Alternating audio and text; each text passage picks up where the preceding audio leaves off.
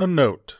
Following advice from work-life imbalance may lead to action being taken by HR, your family, the authorities, or higher powers.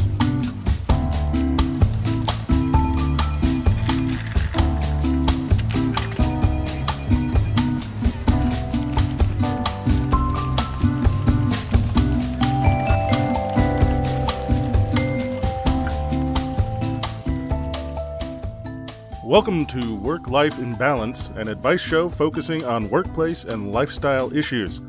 Any resemblance to actual advice, living or dead, or actual wisdom is purely coincidental. I'm Frank Eastman, your horrible manager. And I'm Derek Lewis, your lovable office mate. All right, Frank, you want to get it right into the daily stand-up? Yeah, let's do it. Okay, all right. Let me set the stage a little bit of what I want to talk about. All right. So you and your family, you're getting takeout. You're ordering a normal human amount of food. You go to pick up your food, and lo and behold, there's a certain number of cutlery sets. Forks, knives, whatever. One thing that bugs the hell out of me is when my wife and I, who are only two people, right, we go to these restaurants and order what I would consider a human amount of food for two people. Just like an entree, maybe an appetizer, maybe an extra side order of something that we just wanted to try. And lo and behold, we get home and open up the box, and there's 4 or 5 fucking sets of silverware in there. Like that, how that is, it is, I don't know what I don't know how to react to that. Like, should I be as offended as I am? Because that basically is saying the food that you ordered should be for 4 or 5 people. You have ordered yet enough you for are 5 people. consuming it as only 2. Oh yeah, no, I've had that happen. Yeah, I mean, I've got a fairly sizable family, but sometimes it'll be like, how many fucking people did you think I had? It's like you gave me 10 silverware packets. What do you... My God. No, but this happens to us all the time. And occasionally they'll get it right. It's like, yeah, it's just, two forks and spoons, whatever. But occasionally we'll get that one, or like with Chinese food, whenever you get fortune cookies. Like they'll... And with fortune cookies, it's slightly more ambiguous, because are they just being kind and giving us just a bunch of extra fortune cookies for us to feel more fortunate, or do they genuinely think that this food is for 5 or 6 people? Which is a huge distinction. It is. And one thing that I hadn't considered before, which is just now occurring to me, that actually seems like it would be a little bit stressful from the restaurant side, because you're walking a really thin tightrope. Oh yeah. Because you get somebody like me who is offended by them assuming that I'm eating for 5 people, or you get the other asshole that's like, well, this is food for 4 and you only gave us 2 forks. How rude. I think if I were to be in the place of the person working in the restaurant, I would probably err on the side of putting too many in. Right. Just so that you don't have somebody who's coming back. That's true. That's true. I think it's probably less. I don't know if they're worried about fat shaming, where it's like, yes, we're going to put 6 sets of cutlery in here because that fat bastard's ordered yet again entirely too much. He needs to know exactly how many people we think this should feed. Exactly. And also, well, for one, I would say that would keep me up at night, like that decision of somebody comes in, gets food, and they leave, and I've given them 6 forks, and they're saying, "Oh, me and my wife will enjoy this." That would haunt me. And you just watch them walk out the door like, they're going to get home and they're going to see this pile of silverware that's making assumptions. But another thing that really gets to me is you see either like from a barbecue joint or like a cake place or something that says, such and such dish or such and such cake feeds 4 to 6. Yeah. And I'm like, I don't know if you realize how much I can eat. It feeds 4 to 6 or me. Right, exactly. And I'm not exactly chowing down on my own cake every day. Not that I couldn't, but I do have some restraint. See previous episodes. Right, exactly. But yeah, you look at like like some barbecue or something like that, and it'll say feeds 3, and I'm like, that will feed just me. Like that sounds like food enough for just me. So I can't tell if they're being judgmental by saying, you should feel bad if you ate a three person family meal by yourself. I think for a lot of this, it's also, these days you've got to put caloric and all that sort of content in things, and have to have that knowledge to hand. And I think for some shit that's terrible for you, they're like, yeah, this slice of cake feeds 7. Yeah, that's it.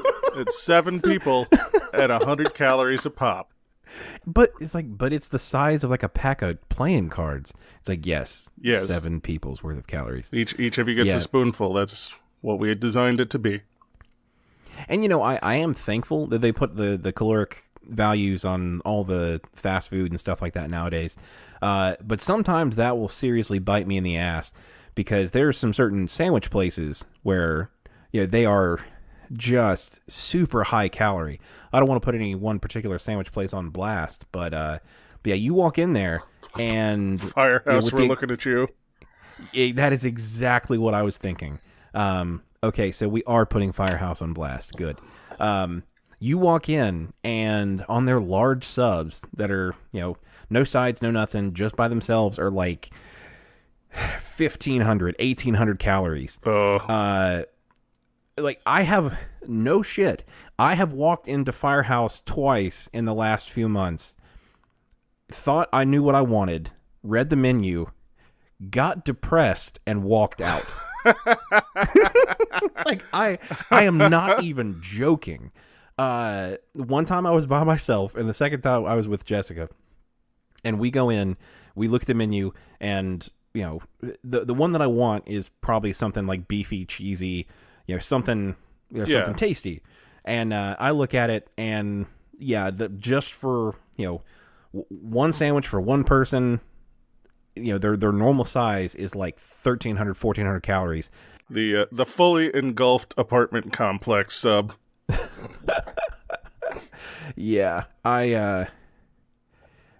there's something about ignorance is bliss in there. Like, if I don't know how bad it is, I can get away with, tricking myself into thinking, oh, it's only, a few hundred calories. But seeing that big, nearly 2,000 calorie sandwich on the board, that I literally just walk out. Yeah, I was, there's a Firehouse not too far from where I live. And actually, we were driving past, and I was like, it has been literal, I would say, at least a year, if not 2 years, since I've been into a Firehouse. And I realized it was for pretty much that reason. It's like, once I'm trying in any way, shape, or form to be cognizant of the trash that I'm just shoveling down my hole, I'm like, I could eat all day for one of those sandwiches. And not consume that many calories. I mean, if it's a 2,000 calorie sandwich, that's like supposed to be the complete caloric intake for, like a standard average person, which, I am not. Right. But still, I can't necessarily bring myself to do it, because it's just, it's sitting there staring at you. It's in the back of your mind while you're trying to eat the sandwich, and you can no longer enjoy it. I have to imagine that kind of actually fucks with their profit line. Right. Like, it's... I mean, it has to. Because, I mean, if I'm sitting there looking at a sandwich, and, I do have a tendency to, like, just literally unhinge my jaw and eat an entire sandwich in one bite. But no, if I'm sitting there and I'm eating the sandwich, and in the back of my mind, I'm thinking, well, this is going to take me, like, 15 bites to finish this sandwich. That is literally 100 calories. 100 calories per bite of this sandwich. Sandwich serves 15. That is not a calculation I enjoy making. No, I'm there with you. It's the fact that they're putting, and it's one of those things. It's the panopticon effect. Like if you know, right? If you feel like someone's watching you, you tend to behave better. And if you are watching yourself, you tend to behave better, put in quotes here because it's sort of societally better. Right. But if you're doing something like just journaling your food entries or whatever, or looking at the, you have to see the number next to the food and you're like, shit, that's not the price. That's the fucking calories that are in this thing. You'll find something else to eat. Like, I suppose it's good for, the rapidly expanding American waistline, but at the same time, I used to like those Big Macs. Yeah. Yeah, and that is another thing that I don't really think about that often, but I do it unconsciously, is that I go up to the counter and, all the calories are posted on the board. And, when I walk up there, that person knows that I'm making a conscious choice to make a terrible decision. And that affects, the rapport that I build with the person at the register. I was a few years ago, I was at an Arby's. We're just putting all sorts of restaurants on blast this episode, apparently. We're coming for you, fast food industry. Yeah, and this had nothing to do with like the fact that it was an Arby's, but I was getting a meal there, and all I wanted was just like one of the big roast beef sandwiches. Like that's it. I didn't want any fries, no nothing. And I go up there, and I say, yeah, I'll have the max beef or max beef and cheddar, whatever it was. And the cashier just kind of looks at me, and she goes, that's 1,500 calories, right? Oh my God. I was like, what the fuck? You are... Listen like, here. I was with other people. And, like, the shame that I felt in that moment was, oh, my God. Oh, wow. I could have just did the poltergeist thing and just suck myself into my body and disappear, and I would have been perfectly happy with it. Excuse me while I open a hole in the floor and, just pull the rest of the restaurant in after me. I'm right. Done forever. Oh, man. And like I said, that was before the calories were posted, but that moment, I've not had one since, but that has scarred me for life because that woman felt that it was her obligation as an employee of Arby's to inform me of the terrible choice I was about to make. As a duly uniformed employee of Arby's Incorporated, I am forced to inform you. That is 1,500 calories, right? Oh man, that was mortifying. Oh geez, that is terrible. But at the same time, looking back, like, oh man. And I ordered something else. Like, it had the intended effect. Like, I ordered I'll have the turkey Reuben or the something. Small side salad, please. Like, I could see the look of approval on her face. She was like, "Yes, that's a better choice." It's like she don't know my life. Exactly. You don't know me, man. That is terrible. All right, you about ready for the deep dive? Yeah, we can go to the deep dive. The deep dive is kind of topical right now, especially given the state of things in the United States. Okay. I was going to discuss coming to work sick. Oh, no. So right now, we're in the middle of, officially the CDC has declared it a flu pandemic. Right. And people are, it's a serious illness. There have been fatalities and stuff like that, but just people everywhere are getting sick. And right now, even I'm recovering from having gotten sick. I'm still not at 100%. And so one of the things, what I wanted to discuss is what are the, office etiquette around coming to work sick with the goddamn plague. Right. I think that's kind of once again, another kind of tough tightrope to walk, because I know there are some industries, service industries, factories, stuff like that. They're going to be places where the bosses don't want to tell you, don't come to work if you're sick, because, that's going to hurt their productivity. That's going to negatively affect something about the business. But I don't feel that it's untoward to say that is, frankly, completely irresponsible, because in a place like where we work, where it's a software shop where you can work remotely, you can push stuff off for a day and things not burn to the ground. I mean, we have a lot of privileges because, I mean, where we work, we essentially have unlimited sick. We have the ability to work from home, and we've got an on-site clinic. Right. The on-site clinic is one of those things that sort of is a double-edged sword to me. Okay. And I've run into this because it's like, I know that I'm sick. I don't necessarily want to come to the office where I can expose other people. But the cheapest and fastest way that I can get treatment is through the in-office clinic. To get to which you have to wade through at least a few people on your way to the clinic. Right. I have physically come to the office. I'm touching stuff in the office to get to the clinic. At that point, I am, unless I'm being very careful, which I usually am, I'm spreading my terrible fucking germs all over the place while I go to the office clinic. Well, I mean, honestly, what they need to do is, screw having like a drive-through window or something. Put a fucking airlock. that literally, on the outside is the germs, and on the inside is some hermetically sealed chamber, and you have to pass through this. This plethora of like sprays and antiseptics and stuff like that. And at the end of the little conveyor belt, you have to put on a fucking NBC suit. Yeah, a hazmat suit.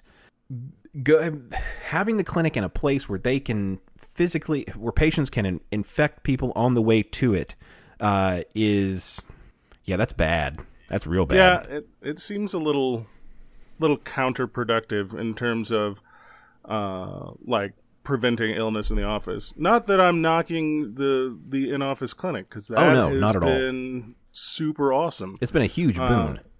Yeah, for just like the little things, you can go in there, regular, they do the blood panels and stuff like that. Yeah, and all of that great. stuff is really nice. Yeah, it's really cool because what would ordinarily be I've got to take several hours off of work to go to the doctor to get a blood draw is 30 minutes that I run downstairs to the clinic or whatever, and that's saving a lot of time. Yeah, no negativity meant.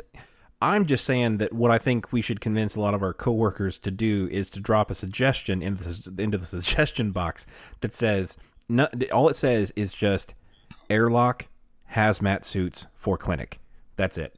That's all I want. That sounds good. I like it. Oh, but no.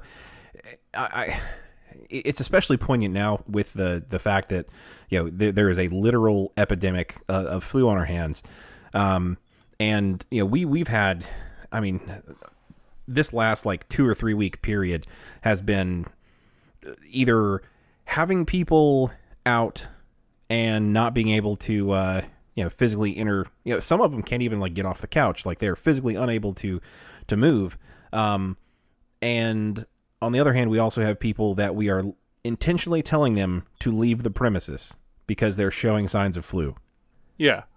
And I think at least that's good. But then again, we're salaried. So, again, that's that place of privilege that we sort of are sitting at. If we were hourly employees, I imagine we might feel a little bit differently about it, where it's like, well, if I don't come to work, I don't get paid. That's a good point.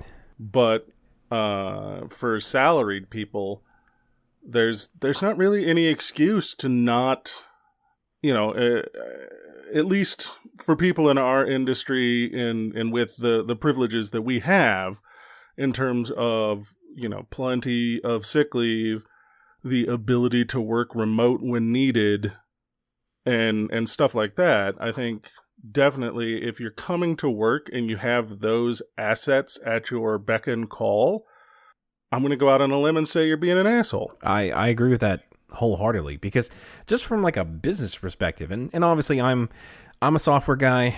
I'm not, I don't have an MBA. Like I'm not a business guru. But it has to, like, from a bottom line perspective, like, it has to be a better decision to send one person home than to lose the productivity of an entire freaking floor of people who got sick from that one person. Like, it has to be a better decision, doesn't it? It definitely is a better decision. I mean, that's why they put things like this in place when they have the opportunity to do so. To tell people to, work from home, to tell people to not come in when they're sick is because, the lost productivity of one person is less than the lost productivity of however many other people that they're going to infect. Right. I don't know what the necessarily what the R value is on influenza, but I imagine it's not bad. Yeah. Especially this one, because it's been going around like, well, the plague. Yeah, and we work in an office. We have a lot of people around, and we, during the midst of this pandemic, we had that big planning meeting where we were in the room with 100 people, maybe a little more. There were some folks that came sick and had to be like almost physically removed because they were unable to leave of their own volition at one point. Yeah. Oh no. Yeah, you can't tell me they didn't know they were sick. And for them to be in the room of 100 people and that happened, yeah. That's how the fucking stand starts. That is exactly right. Like, that is the beginning of a Stephen fucking King novel. And here we are, like, oh, I'm sick, but I really need to go to that meeting to throw points on a story so that my opinion is heard. No, you stay home, send a pigeon, send smoke signals, whatever you got to do. Do not come to the office. Even if you've flown in for, like the special big important meeting, if you've flown in but you get sick from between the time you land and the time you're supposed to go, we'll figure something out. Like, do not come and plop yourself down in the middle of a room full of 100 people and spread what is essentially at this point a deadly influenza around. Right. Yeah, I remember one trip we were on, and it wasn't infectious, but we were around Boston, and somebody had some takeout clams, and I had a few of them, and everybody else had them. I wasn't the only one. Maybe I ate a couple more because fried seafood. I'm all over it like white on rice, but yeah, I got sick that night. I got so sick that night. Probably the second sickest I've ever been. And we still had a meeting the next day. I called the powers of be and said, "Hey, do you want a puke and or poo-free meeting tomorrow?" Would you like your meeting to be free of vomit and or shit? Please press 1. Clearly.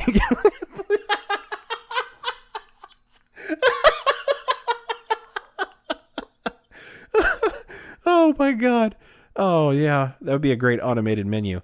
But no, so I didn't go to that meeting, and you know what? The meeting went on without me. In fact, it may have gone better without me there. Who knows? They usually do. Yeah. You're known to be quite a disruptive influence. Exactly. Just if you're sick, stay home. Maybe if it's like your own thing that, maybe it's a chronic condition or it's something that is not infectious. If your doctor says that it's you're the only one that's going to suffer for it, that's your own decision. But if it's infectious, I don't care what it is. You stay home. There is an interesting side note, because I like to put the twist in here. Okay. And I learned something not too long ago. So you could be doing a service to anybody who's got late-stage syphilis. What? It's an interesting one of those interesting little bits of historical trivia. They found that high fevers would treat a lot of diseases, at least during the early part of the 20th century, and very specifically syphilis, late-stage neurosyphilis. There was a Dr. Julius Wagner-Jauregg who had noticed that patients under his care who had come down with malaria then showed improvement in their syphilis symptoms. Wow. And so he began purposely infecting his patients who had syphilis with malaria, because malaria causes exceedingly high fevers and things like that.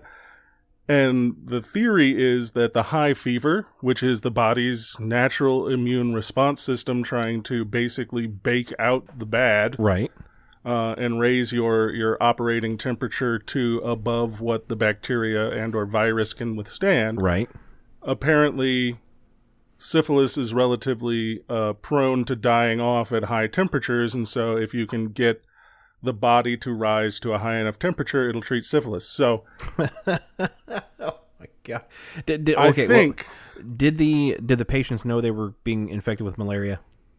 Oh, not at first. Okay, there it is. This is the early 20s. This is the 20s, man. There's the kicker. This is back when shady shit went on all the time. This guy was like, this dude got malaria and improved a little bit with his syphilis symptoms. I'm just going to rub some of this malaria sock over here on this other bastard and see what happens. And boy, and then they gave him a goddamn Nobel Prize for it. It's like, doctor, I think I've got malaria. It's like, that's some shit. Yeah, that's terrible. Oh, look at that. Your syphilis is better. Oh my goodness. So coming to the office when you're sick and can possibly infect other people is almost always an asshole move unless one of your coworkers has late-stage syphilis. How do you start that discussion? Is it something that you kind of like toss out every now and then? Like, hey guys, I'm really sick with the flu, 103 temperature fever. I'm gonna stay home unless Susie. How's your syphilis? Is it late stage yet? No. Okay. Fine. I'll stay home. Yeah. It's not gonna help you yet. Now, it is one of the hallmarks of a high-functioning team that team can share their syphilis, not like share their syphilis, but that is not a hallmark of a high-functioning team. Share whether or not they have syphilis. Right. That shows a good amount of rapport being built at the team level. Exactly. Oh my God! Share their fucking syphilis. Then again, we've got antibiotics that can treat syphilis now. So, it depends on if you want to get weird and historical about it. Half a dozen one way, six the other. Oh, all right. So stay home if you can. If not, stay home anyway. All right. You want to hit me with a question from the audience, Frank? All right. Let's see. We'll go for the audience question. This one was sent in by Mel M. Okay. When you sit next to people at work and they start gossiping and being high school teens, should you say something and risk a bad relationship with them? So this is not them being a party to the gossip. They're just adjacent to the gossip.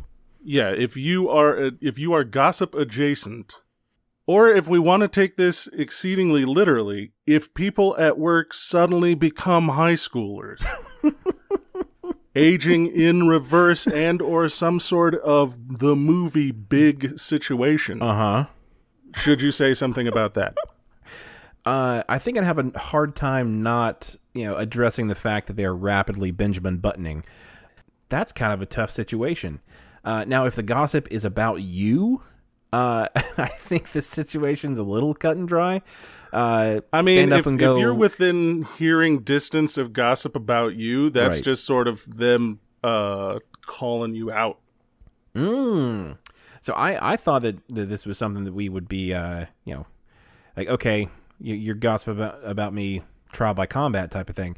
No, you raise a valid point. Like, in moderation, gossip could be a tool. Yeah, it's like, well, I don't want to get as serious as somebody who has like a BO problem, because like that can be that is something that legitimately would need to be addressed, like with a lot of tact and being very polite, because some people don't know that they stank. That happens occasionally, more often than I think it should happen. If you make it to your 30s and you don't realize that you stank, somebody didn't love you enough. Rick, I would have a conversation with you right now, but I literally can't fucking breathe because Derek's BO is gagging me out. He has established a force field of funk, and it is literally keeping me from approaching you. I don't know. For the subject of if they're gossiping about other people at the office, I mean, from a managerial standpoint, that's the kind of thing you don't want to see going on. Right. Because that leads to a relatively hostile working environment, and it begins to infect other people. Right. If you've got bad actors that establish that it's okay to form cliques and begin, talking bad about other people and things like that, that eventually evolves into situations in which you end up losing workers. Right. Because people leave the office. Somebody like the question asker, they're tired of hearing it and they leave, or the person being gossiped about just knows that it's a hostile work environment and they leave. Yeah, I think there's also another element of, if the gossip is like about somebody that works there or about somebody that's just an unknown third party. If it's an unknown third party that, it is not known to the business and you don't know them, then they're just annoying people that you don't necessarily like. Right, exactly. That's not necessarily, I mean, it kind of shows you the type of people that they are, but it doesn't necessarily create a hostile work environment. But no, if they're sitting there gossiping about Dylan from accounting, and how he can't seem to keep a girlfriend, talking about you, Dylan. I see your Tinder profile, very active. Dylan knows what he's doing. Dylan knows what he's doing. In that case, it depends on the physical layout of the office. If you are at a break room table, something like that, the only real course of action is to immediately stand up, flip over the table, hopefully spilling some sort of like soup or liquid on them, because that's a very proper response to hearing bullshit in your presence. But no, if you're like if you're in like a cubicle or something like that, you hear it from the next cubicle over. Look around your desk, find some projectiles. I don't know, like a snot rag. Something, there we go. Something that wouldn't necessarily cause physical harm, but would either be uncomfortable or messy or gross. Just go ahead and just lob it over the wall. Or if you want to get technical and medieval about it, take a little time, because they're probably going to be there a while. Take a little time, construct a little catapult or a trebuchet, and just start like flinging shit across the cubicle. Now, if you've got the comedic styling for it, this is also a great opportunity to clap back. To what? So, you hear them, they're over there trash talking somebody, and then you're just like, I don't know, Janice, are you necessarily the person to be fucking talking about whether or not someone can get a date with your snaggly ass teeth over there? So just like coming in from the sidelines throwing shade. Exactly. Okay. You just come in from a bleak angle and just take somebody out. Just become the office heckler. Just be like, just do drive-bys. It's like... Doesn't feel fucking good, does it, Janice? Shane, you the one to talk. Now that I can certainly get behind. Might make for some slightly awkward slightly awkward. I think that you're right. Like, you have to have the comedic timing, comedic chops. Not everybody can do it because you have to have a certain amount of skill. Like, as you don't want to like truly air like bad dirty laundry. Like, you want it to be kind of one of those things that can be kind of laughed off. But if you're like outing somebody for like embezzlement in one of your laugh tracks, maybe that's the wrong time to drop the bomb. Brad can't get a date, Janice, but what about that $10,000 you embezzled from the petty cash fund over the course of the last 10.5 years? Yeah, that's not shade. That's submitting evidence, I believe. Yeah, I think that's beginning a formal inquiry. Exactly. Yeah. Now, while you're beginning a formal inquiry on these people, you can sort of whisper that to yourself in HR while you're filling out the paperwork to get them busted for it. Yeah, I guess I haven't really had a lot of like high school type gossipers around. Counter gossip. Okay, where so do you begin mean your own gossip loudly from your cubicle? I mean, I think that works even if there's nobody else there. Right. Gossiping to yourself about the other people in a counter gossip measure. Exactly. So would it need to be true, or can you just kind of make stuff up on the spot? No, I mean, I think the best kind of gossip is the kind of gossip that you've made up on the spot. Mm-hmm. Just, start creating some office relationship rumors. Well, I guess not even really rumors at that point. You're just literally shouting it to the people next to you. Shouting it to anybody within ear distance. We know what you did with that zebra, Rick. Oh. I assume that we're taking the high road here, and it was that he bought a zebra and tried to, make it his conveyance to work, and not the other. Yes, he tried to ride the zebra. See, that doesn't even work, because that's not clear either. That could still be gross. That could be gross, Frank. Hey, now I didn't go there. You went there. What does that say about you, Derek? I know. Now who's getting put on blast? Heard you talking shit about me, Frank. Want to go to a issue from the internet? Let's do that. All right. I've got one from user Stark Reality 727. Game of Thrones fan, I see. That's what I'm thinking. Or he is a jumbo jet in which they play Game of Thrones on the little TVs. Ever shake hands with someone that squeezes obnoxiously hard? What's the proper response? Every time I meet this client of mine, his handshake is like a bear claw. Not the pastry, like an actual claw of a bear. Like he's trying to crush my arm and take it with him. This is not quite like the Donald handshake where he pulls you closer to him, but kind of similar. This guy almost tried to crush your hand and not necessarily pull it closer. What's the best response here? Do I squeeze harder back or just shrug it off? I'm a stocky guy, 6'5", and I've always considered my handshake to be firm but appropriate. This guy might suffer from little man syndrome. He can't be taller than 5'4", but he has these bear claws, and he is built more like a small bear. Might be his attempt to overcome his insecurities. All right, my first thought, actual bear in a trench coat and a hat. Well, Paddington style. I mean, I'm not disagreeing with you here, but like it's saying that he's 5'4" and he's clear. I mean, I assume he's bipedal. Maybe a bear would be 5'4" on all fours, but standing 5'4" on two legs, like maybe you're right. Maybe he's an adolescent bear just trying to find himself, and so he's and trying. Then he can't help it. He can't help it. That's just the way he's built.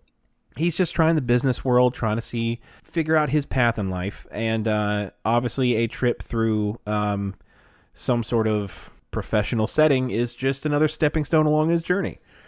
I mean, I don't think we've got enough information to tell this. Is this person going on constantly about salmon Have they mauled any coworkers savagely? Do they have a jar of honey that they occasionally just kind of reach a bear claw like hand into and eat some? Do they have a small friend who looks strangely like a pig? Piglet. I was going for hey boo boo. Okay, yeah, that probably is the funnier of the two. But one funny thought I did have about Winnie the Pooh. It's kind of funny that he has a little pig friend. If Pooh was an actual bear, like he would have eaten that little son of a bitch. Like, well, I think he would have eaten some of the other animals too. I mean, there's like a little fucking rabbit and an owl. Yeah, I guess donkey. they couldn't. I guess they couldn't make Winnie the Pooh too realistic because it would literally just be a show about him by himself with the bones of the other animals of the 100-acre woods scattered around him. He'd be sitting on a pile of animal bones. Or stuffing. I want to say that they're all supposed to be stuffed animals, so just a bunch of eviscerated plush animals. Yeah, I forgot about that. That makes a little more sense, but no, just with him sitting on a pile on his throne of animal bones. But no, I think I've met some guys like this in the past. Not necessarily the super small guys or anybody of any height or stature. There's a chance that they feel intimidated or inferior or something. Good. And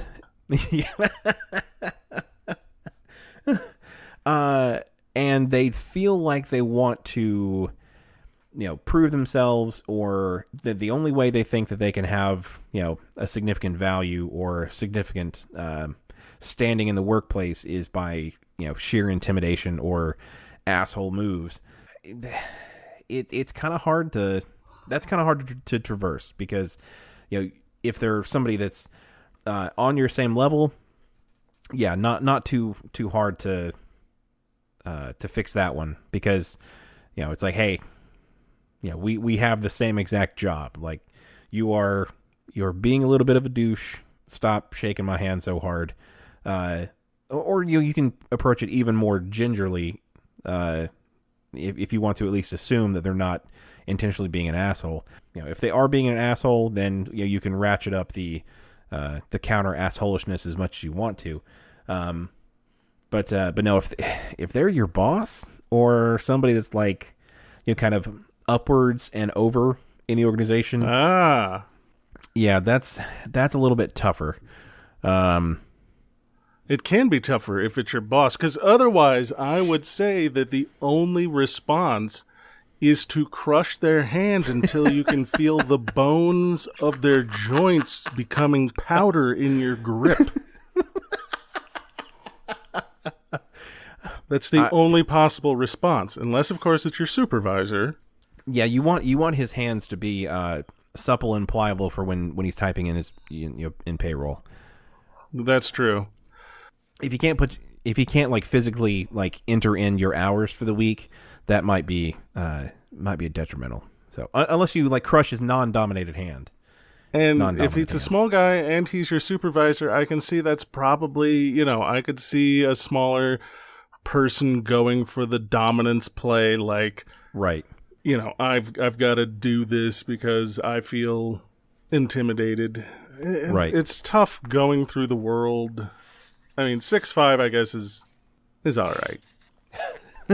Coming from a man who is, may not be a mountain, but at least is a, some sort of smaller mountain range yourself.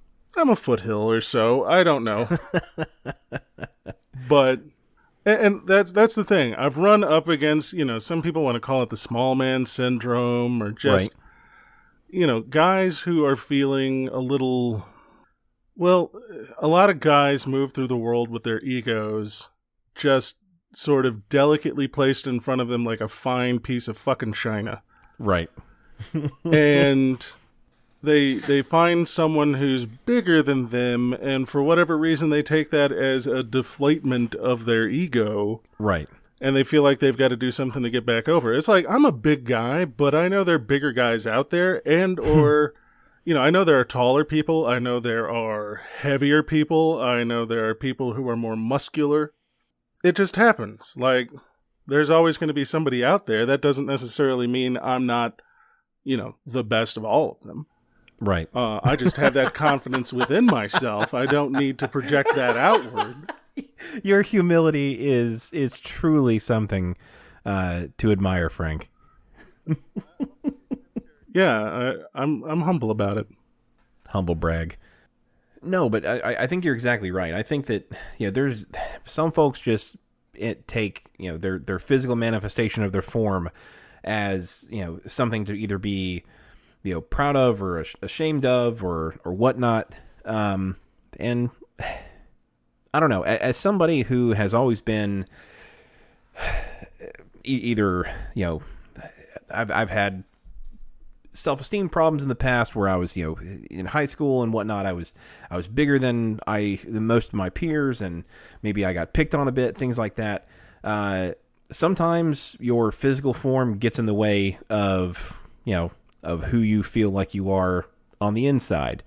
And if you are a bear, a literal bear on the inside, just trapped in a human body, then by all means, crush other people's hands, because it's less you trying to assert dominance and more just you enjoying the tactile feel of crunching bones and things like that.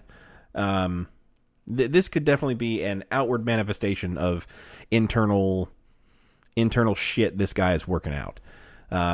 If this guy has made a career of it, like if this is just this guy's persona, he does this to everybody, like his reputation precedes him. Then you just crush that tiny little man hand as hard as you can. You just return that with as much gusto as you possibly can muster. Yeah,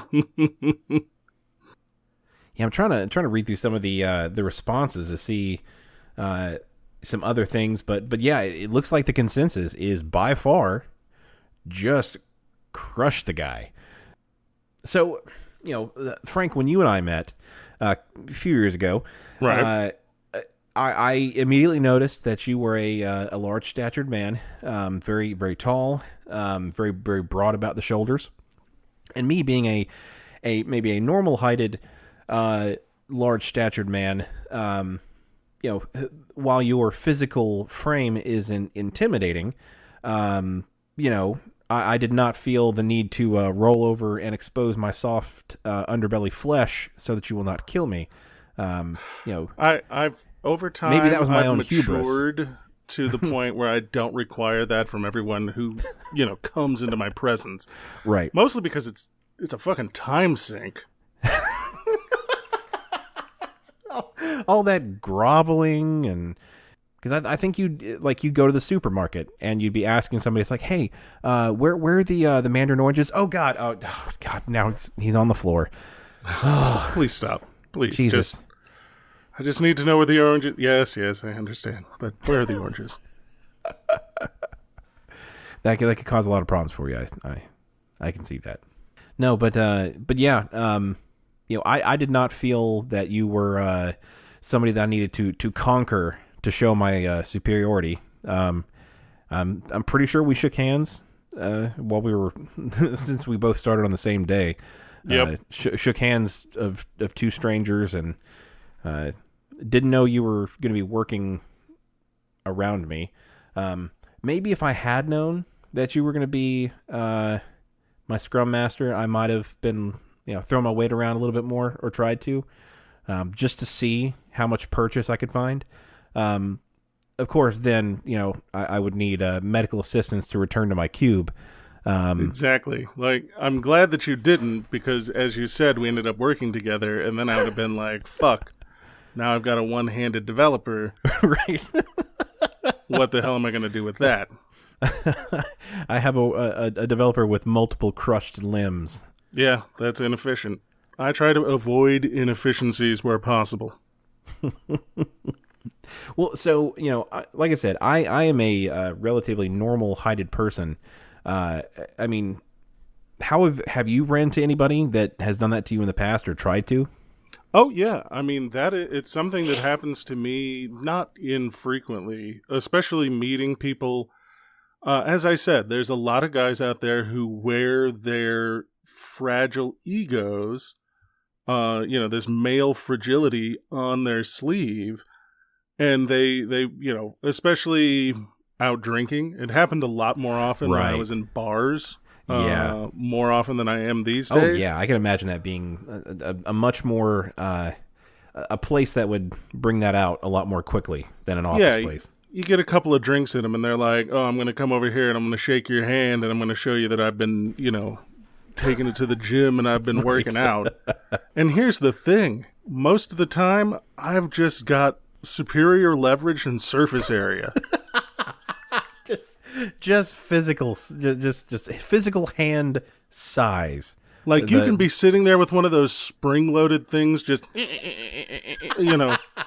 just fucking racking it, and it's not going to necessarily help you any when your fingers don't go all the way across my palm. Like it's like a toddler holding its daddy's hand. It's like, oh, that's cute. That is this what passes for adult male hands these days? And it's just something that's never necessarily impressed me. Right. It's not the kind of thing where I'm like, he gave a really good firm handshake. He must be, a manly man, and I'll give him respect.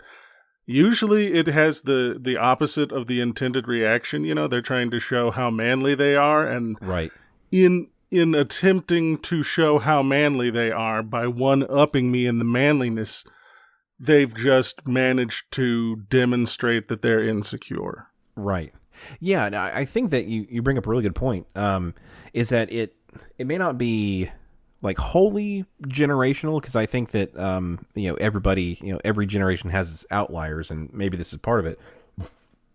But, you have, some generations that have been taught that physical outward displays of masculinity, give you value, give you station.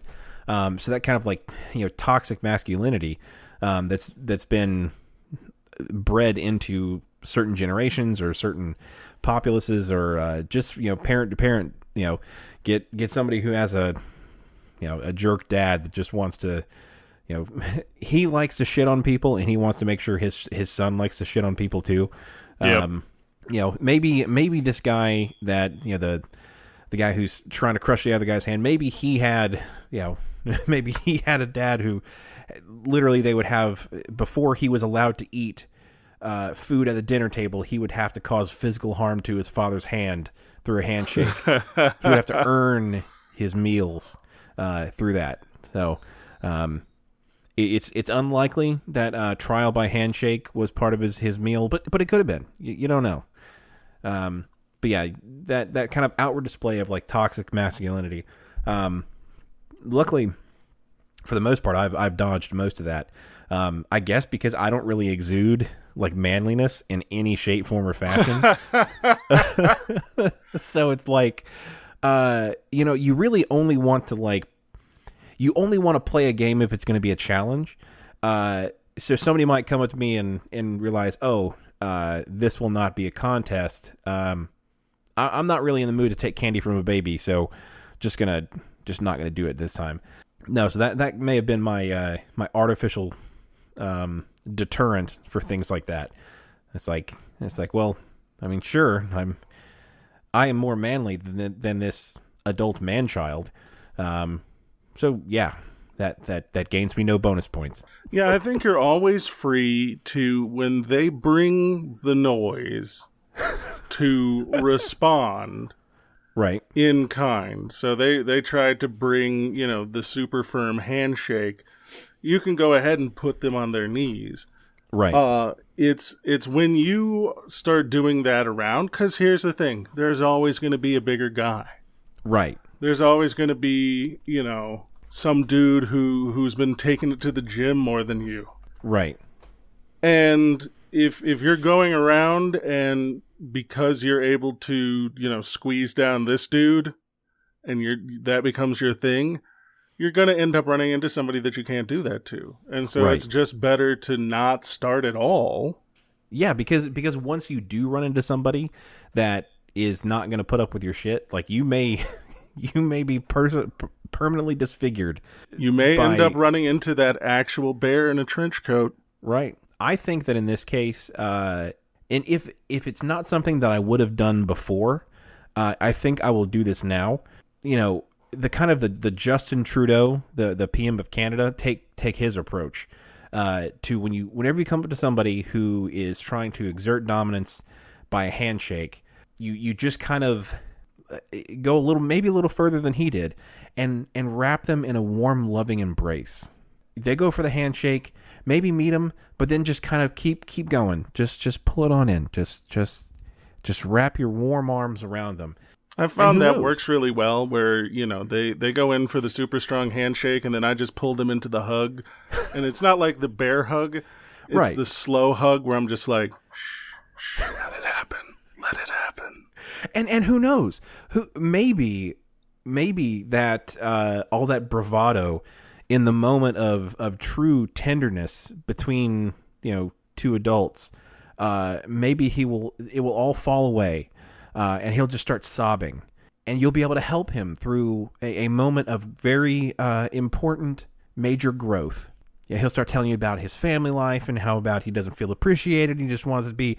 He's aggressive because he thinks that it makes people notice him. And before that meeting's out, you won't be able to stick to the agenda for sure. Like that agenda you had for the meeting is gone. It is now a therapy session. But on the other side of it, maybe he turns into the man that he always was meant to be, the respectful, you know, good guy who, you know, shakes appropriately, but maybe he will also be turn him into a hugger, which I am all for. You could save a life by hugging. Or you could just end up giving a lot of really uncomfortable hugs.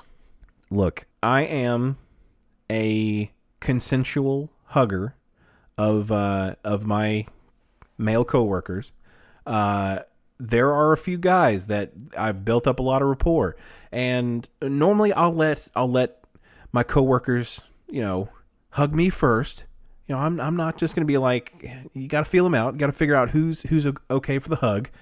And we're not talking like, you know, hey, good morning, how's your weekend? Hug, hug, hug. Like, you know, haven't seen him for a few months. Like, that's an okay hugging situation. It's cool to have you back. Like, hug it out. But no, I'm not going to say that I have not misread a cue and, you know, thought somebody was going in for like the one-armed, you know, the handshake and the one-arm hug, all of a sudden to be like, have my hand on the shoulder and them like looking awkward already, like looking physically uncomfortable already. See, what I'm hearing here, Derek, is that you're the office creeper. I'm not the office creeper. You're the office creeper. Look, I even said that I was the lovable office mate. We established earlier that you had the finger guns. You got the finger guns and the unwanted hugs. I'm trying to build a brand, but this is not the brand I was trying to build, Frank. You don't get to choose the brand. The brand chooses you. I want a refund. Now you're the hugger. The finger guns and hugger guy. I mean, I guess I could do worse. Like, maybe the handshaker is not quite as deplorable as the finger gun and overly huggy guy. Now we're going to have to bring it back around, Derek, because the only way that you can escape from this, I imagine, is to handshake people with a too firm grip. I'll have to do some forceful rebranding. Exactly. And now we know where he got it. He got too close and was too open with people and he got hurt. And so now he keeps people at a distance by trying to crush their fingers. Exactly. Sympathy for the devil. Even knowing all this, though, I'd still crush the fuck out of his hand.